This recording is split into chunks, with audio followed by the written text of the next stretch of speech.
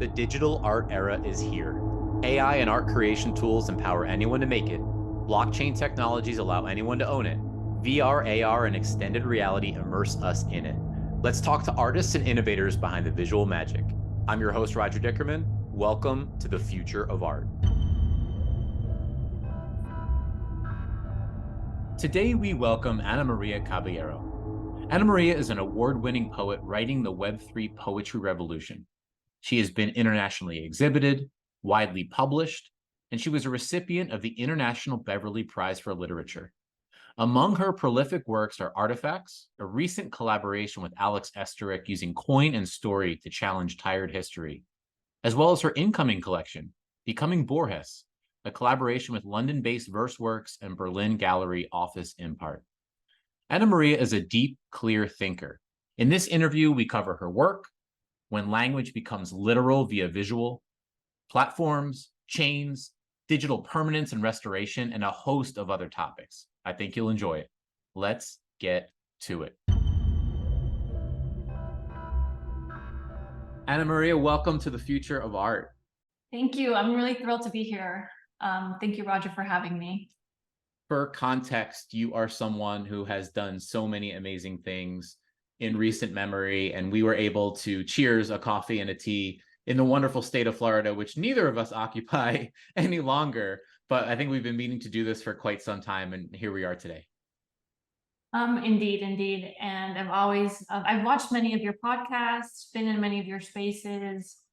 I'm a fan of how generous you are with artists. I also think you have a wonderful voice, so it's also really nice to listen to you speak. So it's nice to be participating. Well, likewise, and as someone who's not only conversed with you, but has also been a fan and also been able to watch you speak in person, your command of prose, I think, is going to give me a big challenge today. I'm trying to keep up with you today. So let's start here. My favorite question, the first question, and that is, what does art mean to you? For me, art is the moment you connect with a work, whether it's the moment you're creating it or the moment someone connects with it. So I love, for example, the moment when you annotate a poem. For me, that moment when you underline something, when you're like, I want to remember this, I want to share it with someone, I want to send this, I want to bookmark this page. That moment where you're like, this really speaks to me, I resonate with this, that for me is art. Talk about that moment for you. How does that moment come about? Are you a prolific annotator? Do you leave your annotations sparingly? No, I love to annotate and mark books, and I love buying used books, and finding what someone else has annotated is always, I think, like a little gift. And I worked with a collaborator, with an incredible coder, on a collection that performs readership, that performs connection to verse. It's called Poems in the Public Domain, where we took 30 poems from the public domain and we performed readership on each of them, via different handwriting, via different annotations, little hearts, little notes. And my collaborator, who's also from West Palm, where we used to live, his name is Hieroglyphica, his artist name, created this incredible algorithm that really just captures how reading is such a collaborative process. We're reading above others, what others have read, and it's thanks to someone reading before us that we get to keep reading these works, these books that are kept alive. If nobody had read Emily Dickinson, if nobody had read Sappho, maybe we wouldn't be reading their words today. So it's really just a tribute to the act of reading. How about making verbiage visual? Or the question, as it's read off of something that I really want you to talk about, is, what is at stake when language becomes literal via the visual? Let's dig into that language visual connection. Well, I love that question. Thank you for asking it. It's the question at the heart of a collection that I'm working on called Being Borges. So Jorge Luis Borges is one of history's most well-loved writers, who is from Argentina. It's quite controversial that he never won the Nobel, though many believe that he, of course, should have. And Borges, with the help of a woman called Margarita Guerrero, Borges went blind, actually. He's literally the blind poet. They wrote a book called El Libro de los Seres Imaginarios, which means the book of imaginary beings. Not creatures, not monsters, but beings, which I think is such an intelligent word to have chosen. And this book, it's got about 140 beings in it. And what they did is they just cataloged. Borges was like a very prolific cataloger. And so he cataloged 140 of humanity's invented creatures, from the dragon to the centaur, from all over the world, and described them in his very sort of matter-of-fact but playful prose. And it was translated in 1970 with Borges' supervision by a writer called Norman Thomas Di Giovanni. And I was looking at both texts and wanting to visualize them using AI. And what I did, Roger, was that I inputted the text. I just, pasted it datum without giving diffusion any other modifications other than parameterization. So I asked for an analog photo in X dimensions. That was it. And what came back to me is really, I think, very moving. These images where AI is reading both Spanish and English texts and interpreting them into these photographs that are visualizing Borges and Guerrero's imagined creatures, which really are humanity's imagined creatures. And my reaction when I was seeing the photos was like, well, that's not what I imagined, or they're actually not. They're describing the description, they're not describing the being. And I think that what's at stake when language becomes literal via the visual is how subjective meaning is. We, even if we read a paragraph with words that we can all define and say exactly what each word means, and the grammar is correct and it's arranged in a way that we recognize, the way that we interpret it internally is going to be different every time, because we've all had different life experiences. So, for example, one of the beings that I interpreted is the elephant that foretold the birth of the Buddha. And when I input the Spanish text, it was very about landscapes. It was describing the setting of the place. And then when I input the English text, the translation, that Borges himself supervised, it was very much about people and elephants interacting. So it wasn't like a landscape or like a removed kind of very sort of emotionally stale image, but it was like humans and animals interacting. And then I wrote a poem, a new poem based on the description, and input that poem into Stable Diffusion. And I incorporated into my poem, Roger, the semantics of prompting. So the brackets, the paragraphs, giving weight or removing weight from words that I thought were important or I didn't want to attract as much attention from Stable Diffusion. And I got a series of outputs with a character, a white older woman with thick glasses, very much like a New York academic from the Upper West Side, like could be in a Woody Allen movie. And she was now in the setting of the elephant with the people. And of course, the setting was an Indian setting because, the poem is very clear about the king and the queen, Buddha's parents, and the setting is very much described in Borges's text. And so I thought it was really fascinating that AI inserted a white woman when I input my poem. So, it's reading prose, Spanish, and English in different ways, and maybe incorporating some biases. Maybe it thought the poem was intellectual and it's associating intellect with a certain stereotypical human. So, there's something going on here that is speaking to how we interpret language as well. This is all fascinating to me, and I want to actually pull it all the way back, because a lot of people entered the arena of tokenized work, NFTs, digital art ownership. They entered through the lens of a visual, maybe with an element of titling, possibly with a description, but the titling was secondary and the description almost always tertiary to the actual experience. You came into the space immediately with a voice touting the power of words. It was word first, your poetry first, and then now you've branched off into all of these really, really intriguing explorations of the word as the primary, the alterations of the word, thus producing different visuals. I mean, talk about that. Not even that reversal. I think some people would look at it as a reversal only because they came from visual as the primary. But I think either one is incredibly valid. But how do you feel trailblazing that path? Well, thank you. I don't know if trailblazer is the word, but it's really exciting to be in contact, Roger, with all these technologies that are facilitating my explorations. And I think one of the wins of Web3 is that you become inevitably intertwined with all these tools. So, we assume that AI is everywhere, and we assume that everyone knows what coding means, and we assume all these things, but actually outside of certain bubbles, it's not that common. People don't really know what's going on.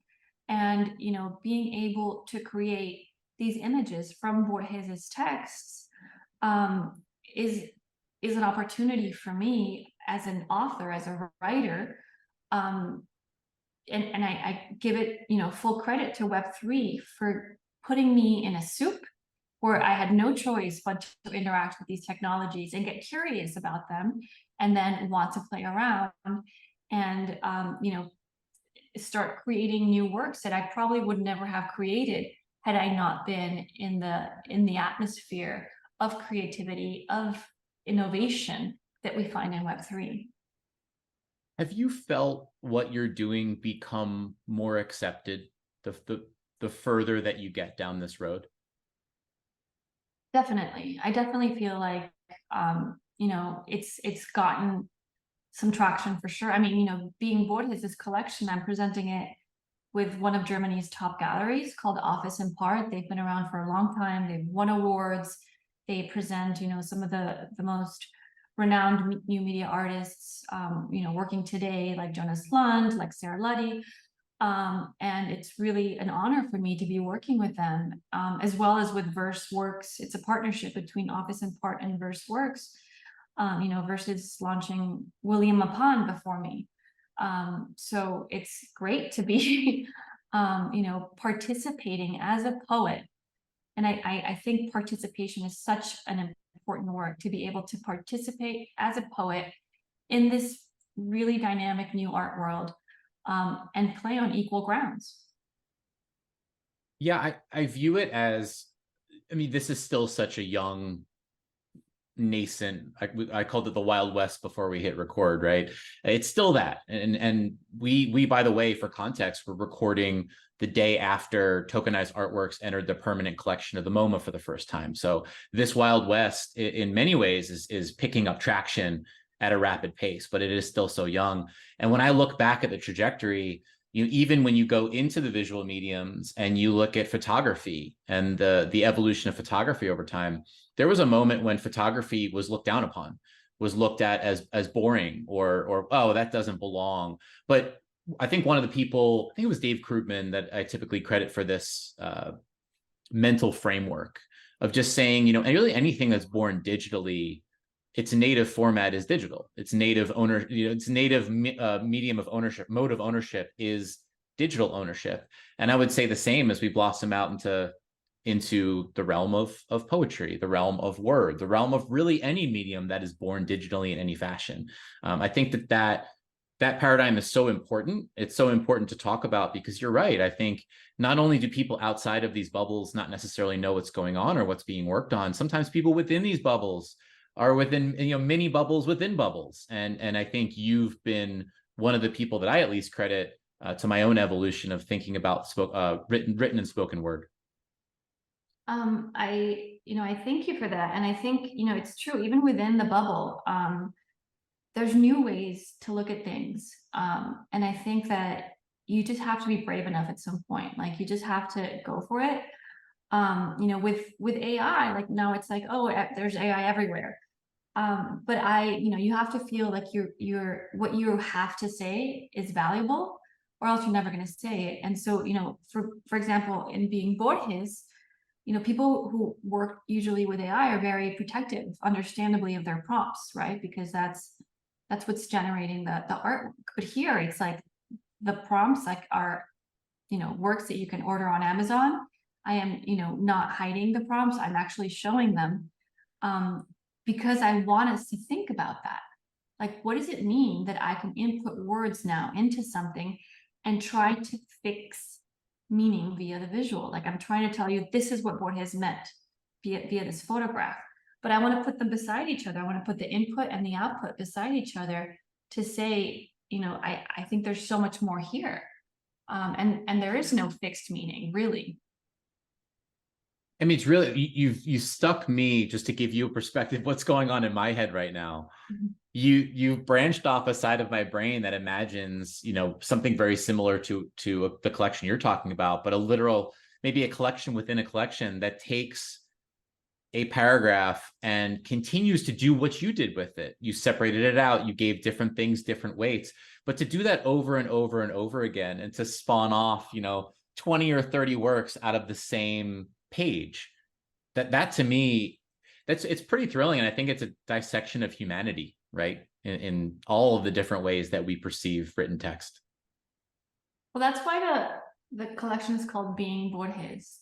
Obviously, it's a tribute to the beings, but Being Borges is being the playful writer. Borges was very, very playful, and I say that this collection is about playing hide and seek with meaning, knowing that you'll never find it, but playing nonetheless. And that's what I feel Borges did his whole life.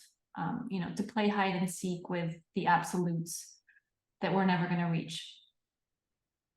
I mean, you've done your own playing in industry and creation, in tokenizing, and there are so many things we could really talk about today. One of the things that caught my eye recently was Artifex, and playing with the story around currency and several other things. But talk about that in your own words. So Artifacts is a collection that I co-created with Alex Esterich, who of course is the editor of Right Click Save, that everyone should check out. It's a magazine that's doing a lot to contextualize and place the artists of Web3 within a larger, the art historical context. And we met over coffee, and I told Alex that I wanted to use AI to retell the stories of the past, using, initially I wanted to use stained glass, because I grew up in a very conservative Catholic society, and my father always went to church on Sunday, and I'd go with him. And stained glass, they're like the books of antiquity, of the medieval times, where people couldn't read. They would look at the stained glass and they would be able to read a story in the stained glass. But I was always struck by, sort of the passive face of the Madonna, where motherhood isn't represented in any way, good, bad, anything. And I wanted to give these women expressions. Either they're happy, or they're sad, or they're tired, or they're something. Like, give them a personality. And so, Alex is actually trained in medieval art history, and he had all these brilliant ideas. And then it was just like, well, let's do it together. This is even better. And then he had the brilliant idea of focusing on coinage, on numisma, which I thought at first I was like, oh, just coins, 100 coins. How is that going to be interesting to look at? And it was fascinating, the deeper I dove into the history of coins, how different they are. There were bronze, they were terracotta, they were copper. Each of them, for example, in Roman times, the army had a certain type of coins, the royalty had a certain type, the proletariat had a certain type of coin. So there's all these narratives woven into coinage. And what we did was we took three main narratives, Roger. We took one called Keeping House, which is just domesticity, just showing our lives as they are, like the cleaning, giving currency to the little labors that sustain a society. As Charlotte Kent wrote in her essay about the project. Then we had pregnant literacy, where it's pregnant women reading. Of course, pregnant as a word also means expectations. So it's also about the joy of reading, and showing women reading on ancient coins, of course, breaks with lots of flattening narratives.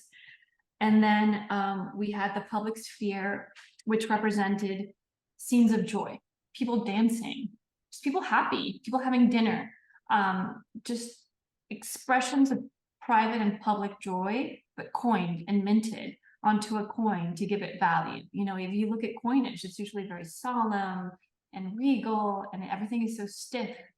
But here we just wanted life to be able to have value, the little joys of our life as well, to be valued as coinage, as currency.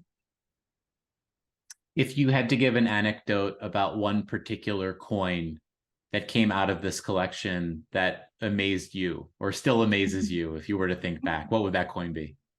It's a really wonderful question. So it's a long-form generative AI project, which means, for those who aren't familiar, that we inputted a large set of prompt instructions, one for each narrative, into a platform called Emergent Properties. And then each iteration is generated when someone actually pays for it. So that means that unless people are collecting them, the coins aren't getting generated. So we need collectors in order to see the outputs. And I have to say, of course, that coin 100, when the collection sold out, was really meaningful, but it was also really meaningful for two more reasons. One is it is part of the public sphere narrative, and it's a beautiful iteration of it. It's like these 5 women dancing is coin 100. And then actually somebody put it on the market, and that same day where it sold out, Eric Calderon, the founder of Art Blocks, collected it on secondary, which was also very meaningful to have, such an iconic human collecting this very meaningful coin. And of course, coins are meant to change hands.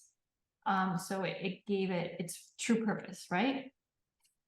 Those are the moments that nudge you to the perception of destiny, right? When that scene is imprinted on the final coin, and then the coin almost immediately fulfills, like you said, what a coin is meant to do, and then it ends up changing hands to such a wonderful human that's so influential in the space. I think that's perfect. Yes, exactly. So let's root ourselves in the present. I mean, of course, still feel free to go back and pull in any references of all of the things that you've worked on, but rooting us in the present day today and casting your eyes and your brilliant mind forward, one of the questions I like to ask is, where is this all going? And please take that question anywhere you'd like, whether it's in relation to what you plan to do, in other words, where you're going, or whether you'd like to talk about this nascent industry as a whole. I think, for me, it's really important that we keep working. I co-founded a gallery called the Verseworks, and I'm really hoping to see the gallery flourish. Of course, right now we're in a bear market and sales have been tricky, but we're really hoping to create new opportunities for poets, Roger, where, it doesn't necessarily even have to be financial, but just to be able to participate in exhibitions, to see their work, viewed and possibly collected, but mostly even just to connect with new audiences via the digital form. I mean, I think it's a cliche by now to say that, the more and more people are glued to their phones, glued to their screens, and consuming culture via the digital. So it's really important for poets to embrace this. I mean, it doesn't take away from the actual writing, or everyone loves books, but it's great to have more than, 2 sides to a coin, right? To have our book and to have a digital poem, a digital version of it that people who might not be buying poetry books nowadays could also interact with and could also gain from. So that's, I think, the ultimate goal, other than, total world domination via poetry. It's really just to connect more people with verse, and to keep playing, right? Keep doing this for a long time, to live an inspired life, and to make it sustainable. As someone who has played with tools so much and I think so comfortable at that bleeding edge of exploring AI at its depths and collaborations of all shapes and sizes, what is one or even multiple tools that have helped you the most up to present moment? And then is there a tool that maybe has not been created yet or theoretically is being worked on that you think would advance what you're doing most? Roger, I really love that question. It's something I'm thinking about because I was invited to be part of a congress in Latin America, a conference on visual poetry. And they want me to speak to the topic of what can a book still do? And I thought that was a really interesting title for a panel. What can the book still do? And I think that we're lacking in technology that can take a digital book and have us be able to interact with it in different ways other than reading it, whether it be, and I don't think a Kindle format either is that dynamic or interesting, but I really want to think about how can the book live in the digital realm. Is it with sound? Is it with an immersive exhibition? Is it with certain pages digitalized and animated? What can the book still do, or what will the book still do? Rather, I think is the more pressing question. And I'm really interested to see how we can use technology to expand on that. When I think about what you're talking about, there's this fascinating middle ground, right? Of a very dynamic middle ground where when I think back to reading, which I read a lot as a child, but reading, I was always in my imagination, always thinking about what the scene looked like to me, either consciously or subconsciously as I was reading. And to think about tooling and where this is all going, meeting me in the middle is very exciting. And I could see circumstances where it goes maybe too far and it removes elements of your own imagination and sort of boxes you into an outcome. And maybe that's okay. And then I could see other scenarios in which it really does become this beautiful back and forth between what your own mind is producing and what's being sort of imposed, not in a bad way, in a good way by the creator. Definitely. And I think it's good to have a middle ground to everything where, people who aren't comfortable with high tech, or perhaps are, not prone to pick up a book, where they can feel comfortable, where they can have some sort of interaction with the page, with the printed form, that takes them to a familiar digital space, where it feels new enough and exciting enough, to feel like the book is expanding. So you have, I mean, in my eyes, you're an educator as well as a creator. I mean, you're a brilliant creator, but you're also an educator. I think that's a better way to say it. And when I've listened to you speak, I personally find you inspirational, and I feel as though you're inspirational to other creators. If you were to turn the conversation to you speaking to a creator, maybe someone who is not aware of you, right, is not familiar with your work, and hasn't heard you speak before, what's just some random advice you'd give them in the present moment? Well, I think that's a hard question, right? Because it's hard to give advice and not feel like you're pedantic or preaching to the choir sometimes. But I think it's really important to not be afraid to try new technologies and to feel that you're too old or too new, or you're not going to learn it fast enough or well enough in order to use it. I was invited to present at a conference in Miami, with an organization called Code Art that teaches young girls how to code. And I was actually speaking to the moms, like in the room, who were with their little girls, like, you moms too, like, don't feel like you're too old or you didn't, do well in math in high school or whatever. If you're curious and you want to learn, there's plenty of tutorials, and you can actually create really interesting stuff watching tutorials. And maybe you won't really know what you're doing at the beginning, like me. Like I didn't know what I was doing, but eventually you'll figure it out and you'll feel comfortable, and then it becomes natural to you. So I think it's just never feeling like you're too old or too new at something to give it a shot. Because a lot of this, the lingo and, you know, the UX UI in Web3 can be intimidating. We talked about tools. Let's talk about platforms and chains. How do you view the platform landscape right now? You know, I really, I don't like to criticize anything, because I think that all the platforms helped at some point, but it just seems like that moment has passed. The moment of the platforms has passed, and I really hope that they can reinvent value for their artists and their collectors, because I don't want anyone going out of business. I don't want things to disappear. I mean, I feel like everyone's such a useful and has been such an inspiring player in the ecosystem. I mean, you look at a platform like Super Rare, you know, the founders were doing this at the very beginning, you know, when no one was talking about NFTs. So I really hope that relevance can evolve. They can evolve their relevance. Keying in on that, what's one thing that comes to mind when you say evolving their relevance? What's one way, in other words, that you feel a platform could become relevant or more relevant today?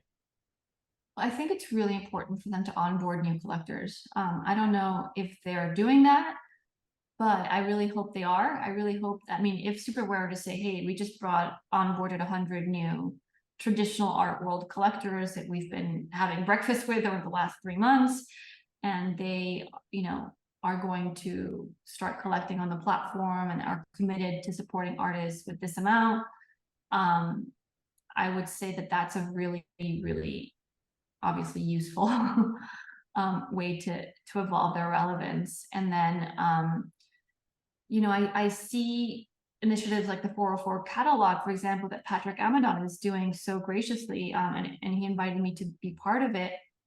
And it doesn't seem impossible for someone else to do that.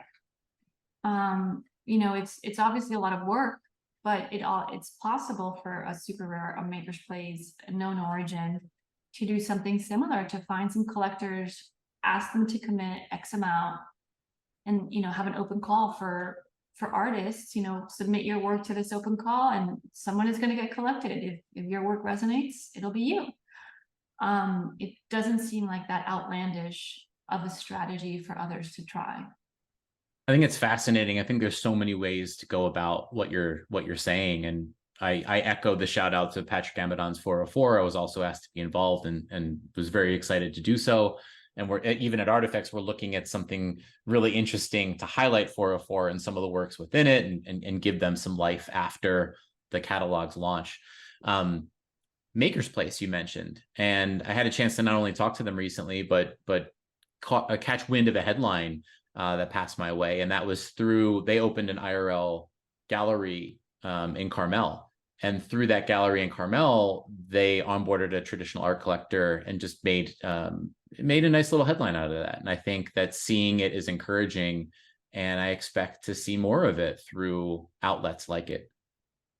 Yeah, I have to really give a shout out to Maker's Place, to Jessica Marinaro and their communications team. They're doing, I think, a lot of work to create sound, to create waves. They've also, I think, partnered with Bang & Olufsen to exhibit works in New York, which I think is great. Like, it's great to partner with a place like that where you have guaranteed foot traffic, B, foot traffic obviously with disposable income, and C, great screens, great tech, right? Great sound.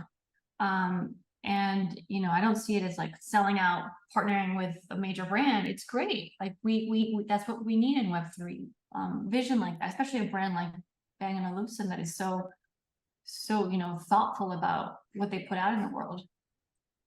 Well, I also think it's just exciting. It's just exciting. Yeah. I think that we've almost been conditioned to look at this space as something that's insulated, right? That's something almost, you know, it operates within itself, but that of course creates an echo chamber. But, you know, there at least at one point had been this narrative of, well, we don't need anything else, right? Like this is the future here. Like they can come join us here.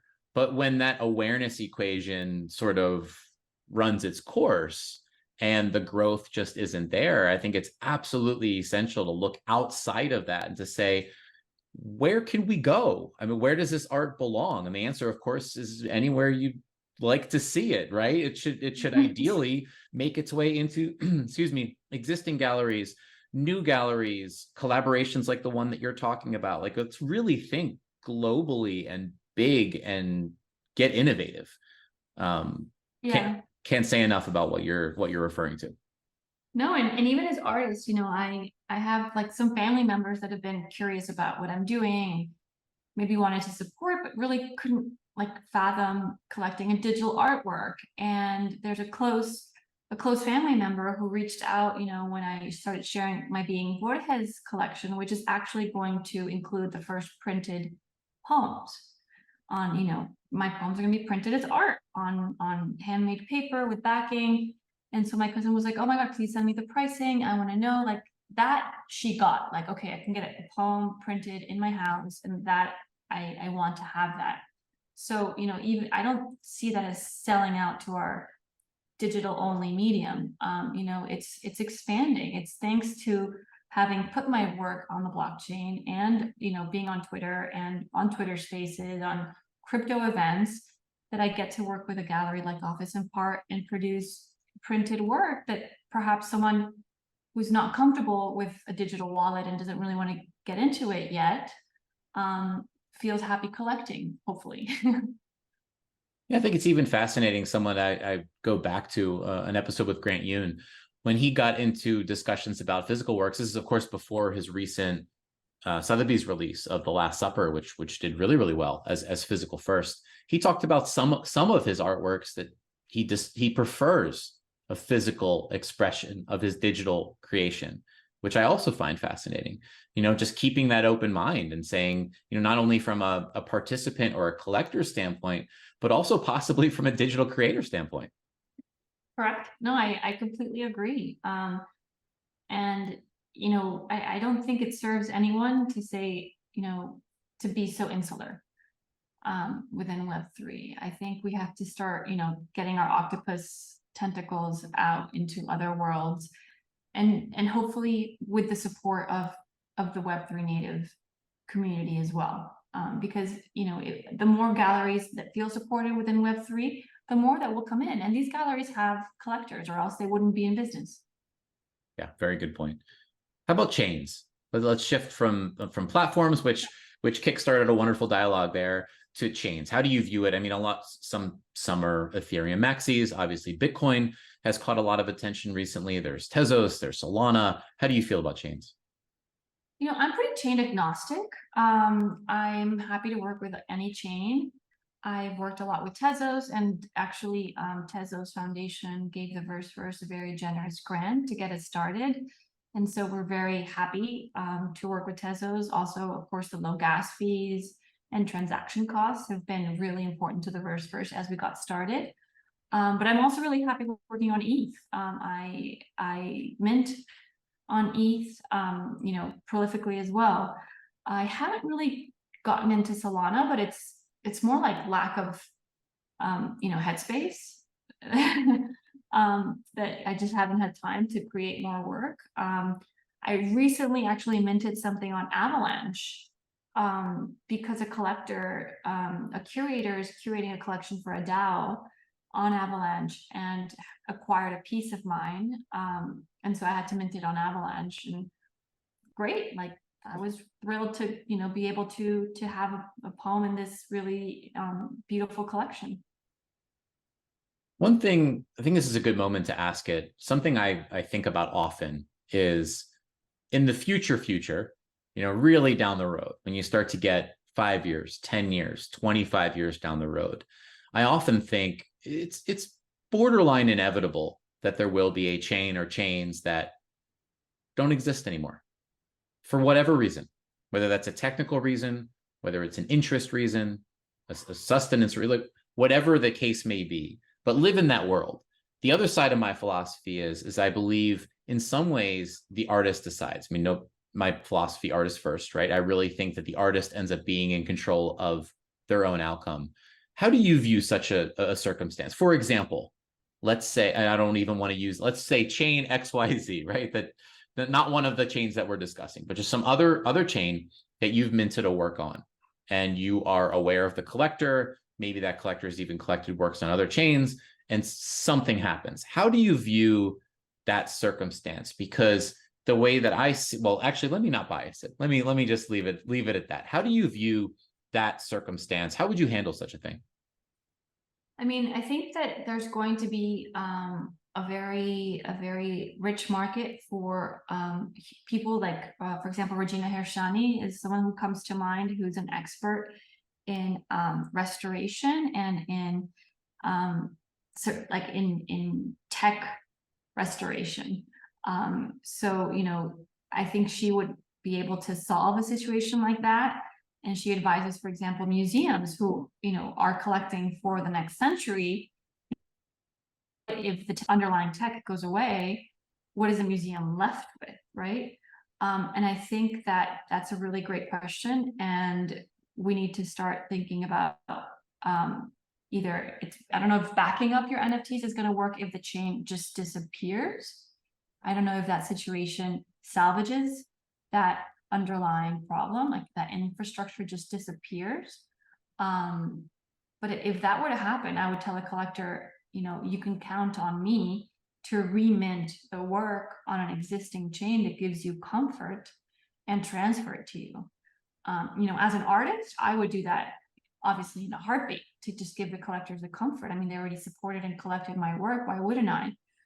It's not their fault that it, you know, anyone's fault that a chain disappeared. Beyond that, I am not sure, Roger, what artists can do. I mean, even if we pin our work to Airweave or we, you know, put it on Pinata, like if the chain that certifies the ownership literally disappears, it probably needs to be, you know, recertified on another chain. I'm so happy you used the word restoration. I think that that's perfect. And I think we're often discussing what we're doing here in tokenized works with maybe a false sense of permanence. I think in one sense it can be. In one sense, you know, that's what we're all striving for. Let's put it that way, right? When we talk about a chain, you know, like Ethereum, or obviously I think the narrative goes back to Bitcoin, is probably strongest there. Ethereum may be next up, and then some other chains are also in the discussion. But you say, hey, it's permanent here. I'm minting this artwork permanently. It will be around forever. But of course, there are outlier cases where that's not the case at all. And then the word restoration, which again, I like so much, comes into play. There is digital, or you called it tech restoration, that is mandatory. And I know Art Gnome is one of the individuals who's talked about it in one sense, like backing up your NFTs. He talked about some horrible cases about I want to say about 5-6 years ago. Good history lessons for sure. But I'm also glad you went where you went, because I was going to bias it. I'm glad I didn't.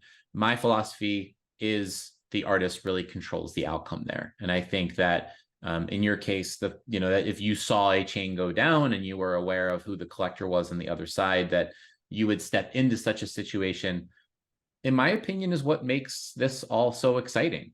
I think that intuition is not necessarily an intuition that anyone can or should expect, but I think it's an intuition that's more common in at least the current Web3 space than maybe it is elsewhere. And again, that's something that to me personally is very exciting. You know, I'm really familiar with the car business because my husband works in it. And for example, it's very easy to restore, not easy, but it's doable to restore cars like from the 70s, 60s, 50s back then. But then when you start getting to the 80s, 90s, where there's tech involved and computers, where people literally don't know how to restore computers from the, you know, like one model computer on an X model car, and to restore that tech is harder than to restore like a mechanical process, you know, where there's no tech involved, and how that has become a problem. Like, how do you restore a Acura, you know, whatever from late 90s, 20 years or 30 years later, where that computer literally no one knows and is going to learn how to work it. So I think that's really applicable to to where we are, and it's healthy to regard everything as mortal. Agreed. And so much of it just comes down to intent and desire, that the more we would have such dialogues. And again, I want to give a second shout out to Art Noam, because I think on this frontier, he's been one of the most vocal.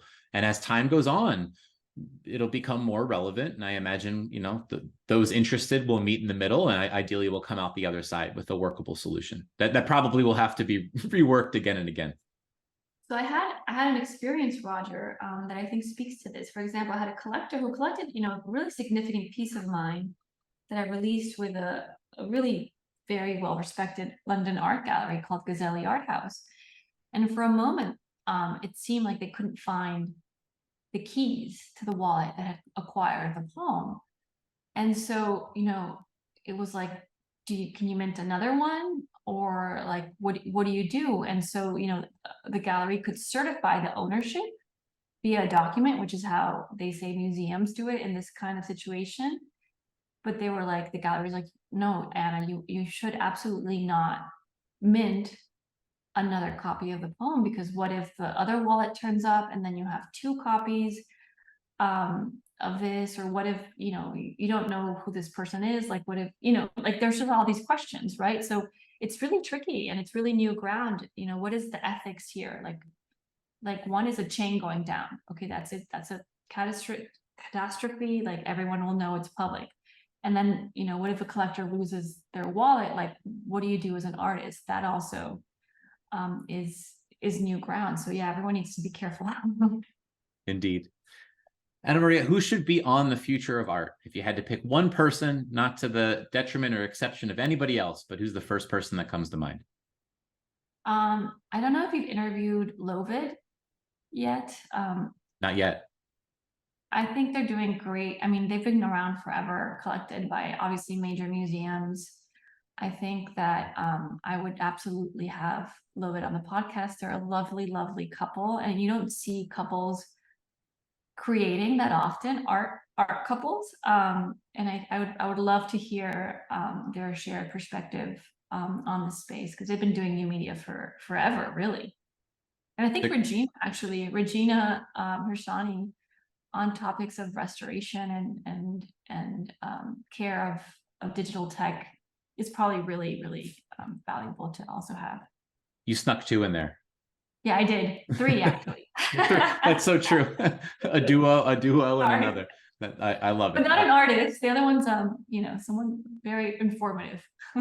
Well, I love it. I mean, that the future of art, it's why it exists. I wanted to expand dialogues to everybody, right? Really everyone who's innovating in any sense, innovating or creating in any sense of the word within the space. So very excited to talk to these people. And how about you? If someone wanted to talk to you, if someone wanted to explore your work further, please give us a blitz rundown of where you would send them. Well, of course, all of us are on Twitter, too much, but you can find us there at Caballero Anna Ma, Anna with 1 N. Instagram is Anna Maria Caballero. I'll be also at Bright Moments Buenos Aires. If any Web3 community members are going to be traveling down there, we'll see you there. It's going to be a really special time. Yeah, I think those are 3 probably good places. Well, I highly recommend everyone check out each of those 3 places and more.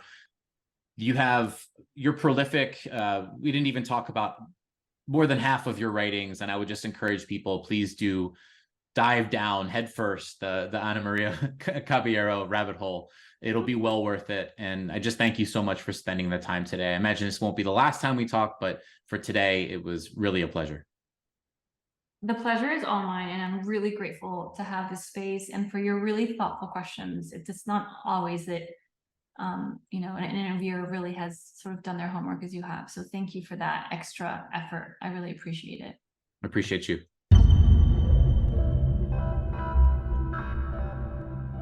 Thank you for listening and for being part of the future of art. If you liked the episode, please rate, review, and subscribe on your favorite platform, and onward to the many conversations that await us. The Future of Art is produced by Artifex. Artifex, Artifex, was created to honor today's top digital fine artists in 3 dimensions. Each artist's one-of-one work of art becomes a collectible 3D sculpture and centerpiece of an immersive world built in Unreal Engine, the creation tool of epic games. Search Artifex Viewer on Apple and download our brand new free app to experience the sculptures in augmented reality, and visit artifex.art/unreal to literally step inside the art on your browser.